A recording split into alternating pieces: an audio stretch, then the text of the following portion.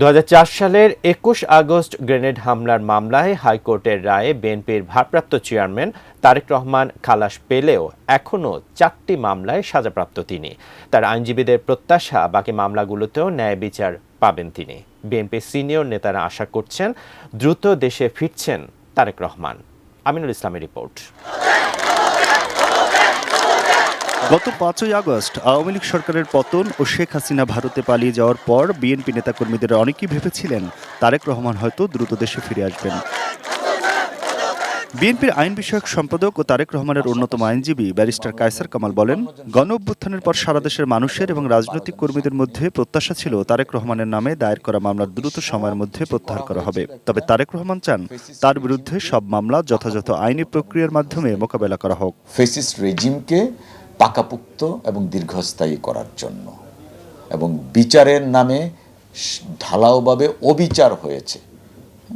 তো এখন আমরা চেষ্টা করব, জনাব তারেক রহমান সাহেবও চাচ্ছেন যথাযথ আইনি প্রক্রিয়ায় ওনার মামলাগুলো যেন আমরা স্টেপস নেই। দেশনেত্রী বেগম খালেদা জিয়া এবং জনাব তারেক রহমান সাহেব সর্বদাই দেশের প্রচলিত আইন, আদালত এবং সংবিধানের প্রতি শ্রদ্ধাশীল। ওনারা চাচ্ছেন সাংবিধানিকভাবে আদালতের মাধ্যমে আইনগত প্রক্রিয়ায় মামলাগুলোর নিষ্পত্তি হোক। সঠিক প্যাড আর সঠিক তথ্য দিয়ে এসব সামলে নিব এক হয়ে।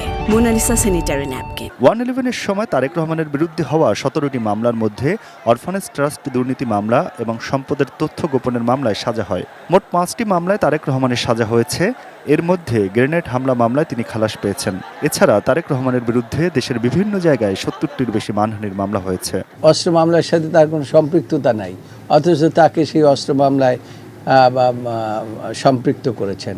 সেই সব মামলাও আমরা আইনগতভাবেই মোকাবিলা করছি এবং তার সাথে আমার ব্যক্তিগতভাবে যোগাযোগ হয়েছে এবং তিনি বলেছেন যত মামলা আছে আমি আইনগতভাবেই মোকাবিলা করব এবং আমরা সেভাবেই তার নির্দেশ মোতাবেক আমরা আইনগতভাবে মোকাবিলা করছি।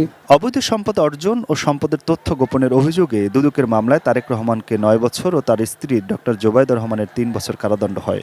সিঙ্গাপুরে অর্থ পাচারের মামলায় আদালত তারেক রহমানকে খালাস দিলেও দুদক এর রায়ের বিরুদ্ধে হাইকোর্টে আপিল করলে তারেক রহমানকে 7 বছর কারাদণ্ড দেওয়া হয়। জিয়া অরফানেজ ট্রাস্ট দুর্নীতির অভিযোগ এনে তারেক রহমানকে 10 বছরের দণ্ড দেওয়া হয়। এই মামলায় সাজা হয় তার মা সাবেক প্রধানমন্ত্রী বেগম খালেদা জিয়ারও। এছাড়া তারেক রহমানকে নড়াইলের একটি মানহানি মামলায় 2 বছর কারাদণ্ড দেওয়া হয়। তত্ত্বাবধায়ক সরকার 2007 সালে দায়িত্ব গ্রহণের পর তারেক রহমানকে ওই বছরের 7ই মার্চ গ্রেপ্তার করে।